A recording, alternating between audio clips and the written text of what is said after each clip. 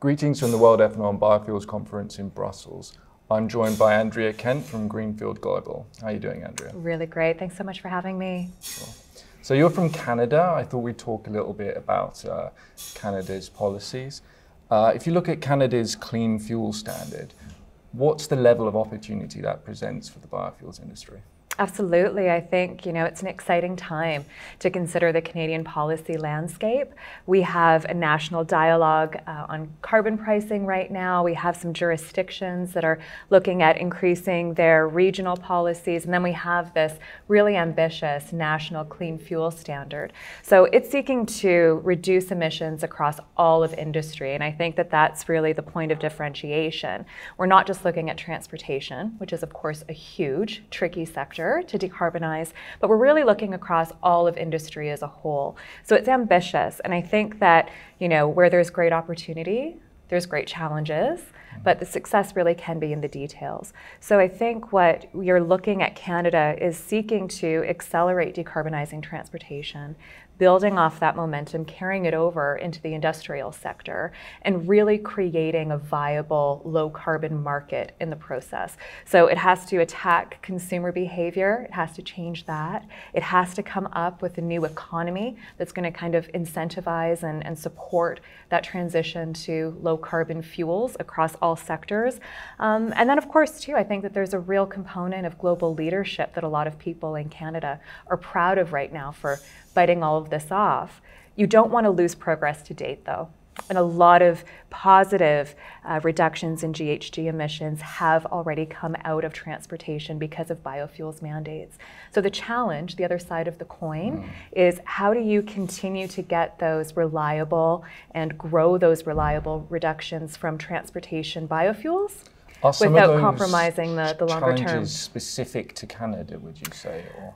I think, looking at what's specific to Canada is you have a really, really ambitious national government right now, and you have some, provinces that are, kind of coming up in their election cycle, and the approach might be a little bit different.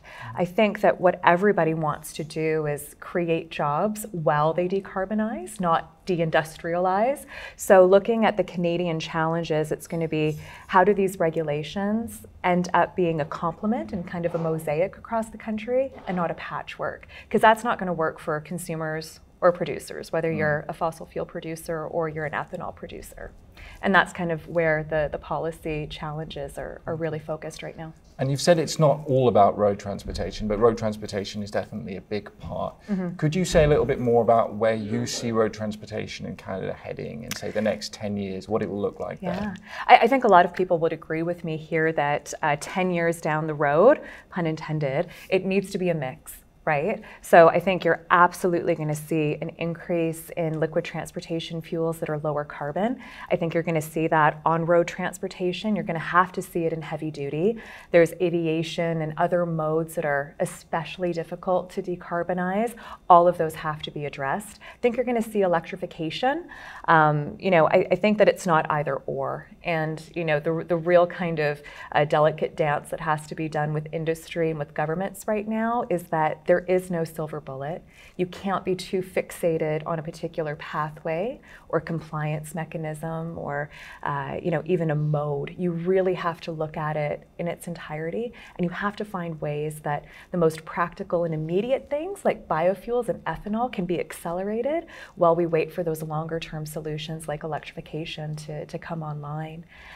Canada is a vast country with a lot of seasons and a lot of geography as well too. So it works in, where I'm from, an urban center in Ontario is not going to work for, the Great White North.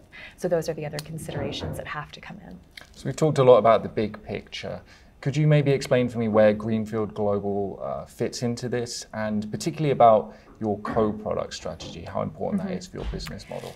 Well, I think anybody who follows the commodity markets right now and you look at the inputs for ethanol in Canada is absolutely a price taker.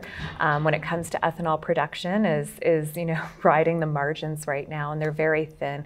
So that's when co-product streams like DDGs and feeding into the animal feed market really kind of stabilize.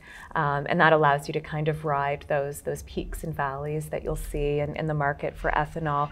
It also it creates this technology that you can continually leverage and continually build on as well. So co-products, traditionally we talked about distillers grains that are often very much associated with corn ethanol, but we also do a lot of our own R&D, and we're looking at things like anaerobic digestion and how do we get to methanol and how do we get to biogas, and even looking at some things like hydrogen fuel cell technology, right? So I think that the way that we approach and think about co-products is going to be even more robust going forward, and an even bigger part of kind of not only just stabilizing the current economics around ethanol, but really turning it into an origin for some of those other fuel mixes that we're going to need. Yeah. Thank you very much for your insights, Andrea. Oh, great. No, it's a real pleasure being here. Thanks for having me. Thank you.